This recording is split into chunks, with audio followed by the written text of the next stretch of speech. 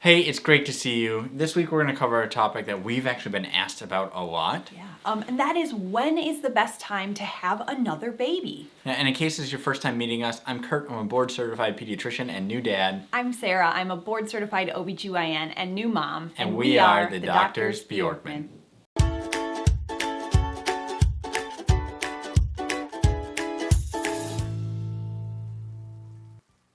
Welcome back.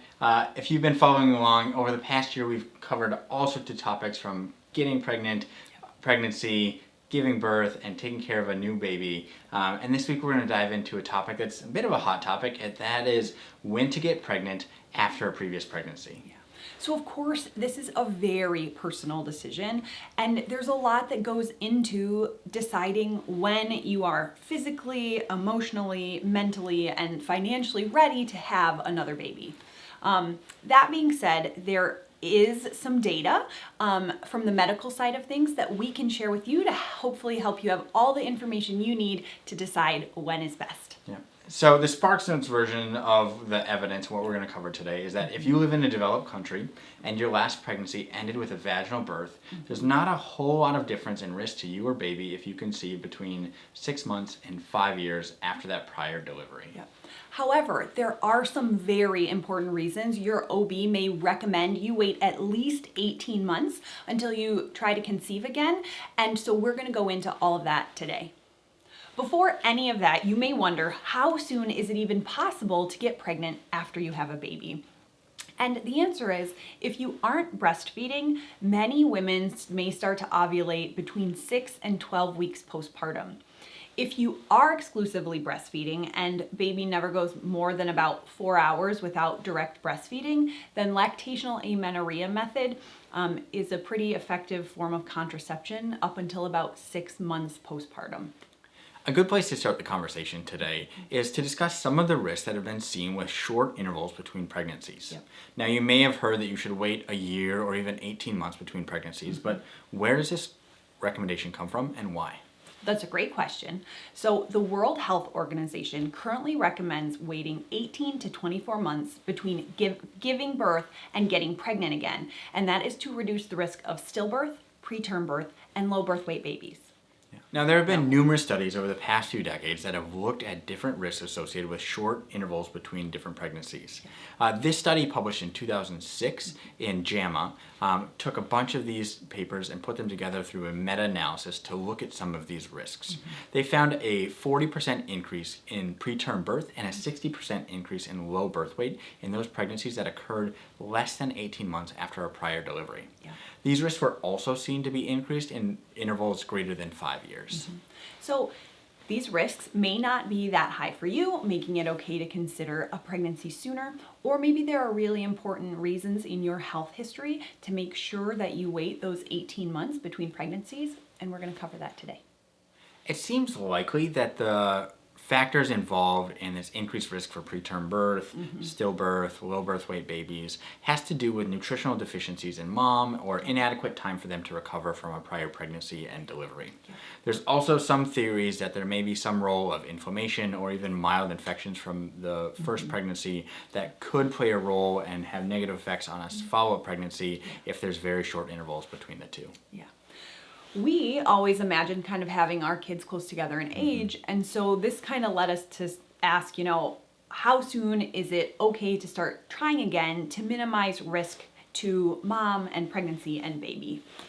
It's important to know that the WHO recommendation of waiting 18 to 24 months between pregnancies factors in a lot of the risks associated in pregnancies that occur in resource-limited countries. Yes.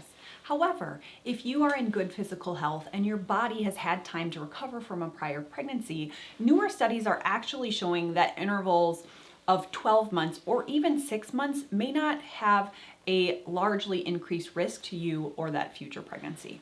Yeah. So this study that was just published in 2021 looked at more than 5.5 million pregnancies that occurred in the U.S., Australia, Norway, and Finland. Yep. And what they found is that in these relatively resource-rich countries, some of these other risks and recommendations to wait 18 to 24 months may be overstated and not needed in these populations. So briefly, what this study found was that in these populations, women who conceived within 6 months of having a baby had a significantly increased risk of spontaneous preterm birth. However, in the intervals of 6 months to 17 months, there wasn't really evidence for this increased risk. Yeah. And so this increased risk of preterm birth and low birth weight babies was also interestingly seen in pregnancies that had intervals of greater than 5 years. I think it's also important for us to note, too, that even if you're in the US, Norway, Finland, or Australia, there are special populations that are at risk in these countries that require extra special attention and care. The real key here in deciding when to get pregnant again is to make sure that you and your partner are both physically and mentally ready, and that you feel prepared for pregnancy and that possibility of taking on raising an additional little human. Yeah, so for many, the interval of 6 to 12 months may be great, or maybe you need 12 to 18 months. Either way, if you're thinking about it, it's a great idea to check in with your OBGYN or primary care provider to see if they feel that you're medically ready to take the next step into another pregnancy. We absolutely need to mention a couple factors that could change the amount of time you want to wait between pregnancies.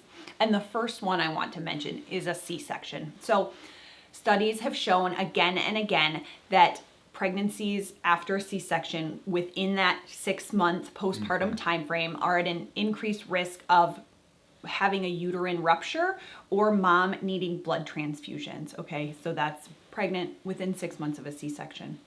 If you are thinking that maybe you want to try for a VBAC or a trial of labor after a C-section, it's even more important that you consider waiting that full 18 months after your baby's born to give that scar on your uterus time to heal before you try for that next pregnancy, so you have a nice, strong uterine, well-healed uterine muscle. If you've had a prior preterm birth, you're actually at an increased risk of having another preterm birth with a future pregnancy and potentially increased risk to mom.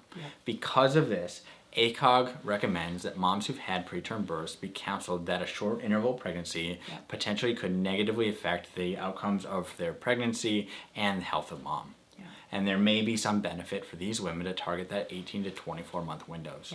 However, it's probably a good idea for you if you're in this situation to talk to your OB. Maybe there are modifiable risk factors that you can change, medications or other things that could help you decrease your risk for preterm birth with future pregnancies. People often ask me, how long do I need to wait after having a miscarriage? And the answer there is after a miscarriage or pregnancy loss before 20 weeks, there isn't any data that shows an increased risk of preterm birth with a short interval pregnancy. And so it is okay to try to conceive again as soon as you feel you are mentally and emotionally and physically ready. If you had a stillbirth, so lost a pregnancy after 20 weeks, there hasn't been any associated risk with kind of short interval pregnancies and having another stillbirth after one prior. However, if you've had one stillbirth, you are at an increased risk of having another. And so the general recommendation is to do everything you can to try to investigate the potential causes of that first stillbirth and then change the things that you can. This may mean things like quitting smoking or working on decreasing risk factors from things like obesity or diabetes. Yeah, of course, that's another one where you may be physically ready before you are mentally and emotionally ready to move forward. And so really surround yourself with support of your OB and a therapist and other support groups, because that can be such a challenging, horrible, hard thing to work through. Interestingly enough, the one kind of health thing that actually is better with shorter interval pregnancies is preeclampsia. And so if you've had preeclampsia with a prior pregnancy, the risk for having preeclampsia with the next one actually goes up by 10% per year after that 1 to 2 mark. So that's where just the longer time between pregnancies after 1 to 2 years actually increase the risk of having preeclampsia again with future pregnancies. I kid you not, Cease was 3 months old when the first person said, "Oh, it's time to have another baby. She's sleeping through the night." And, Which was actually kind of in line with our family goals. I think we always thought we were going to have kids close in age together, like consecutive years in school. Hopefully they're good friends. But also, reproduction is not small talk. But we'll go into that later. But it was around that time we're like, well, let's start thinking about when do we want to try for baby number 2, looking up you know, a lot of this data we've shared Yes. today, like when is it going to be safe to go again? Yep. So then, like we said, hey, for us, the risk of preterm birth, small birth weight baby is going to be really low, even in kind of this 6 to 12 month window. Yep. And so at the 6-month postpartum mark, we said, okay, let's get down to business and start tracking ovulation and doing all the things and trying to get knocked up again. Yeah. So that's where we're at. where we're We at. are trying for baby number 2 along with you. The journey has not been quite as quick as we thought it was going to be. Nope. Having maybe a little bit of secondary infertility. Yeah, we'll see. It is. We've recorded a bunch of videos of negative pregnancy tests so far. So, but we're going to be sharing those with you in weeks and months ahead. So, Yeah. stay tuned.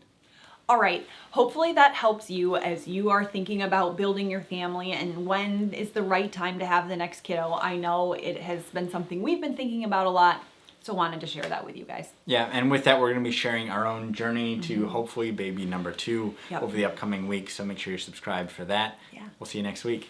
Bye.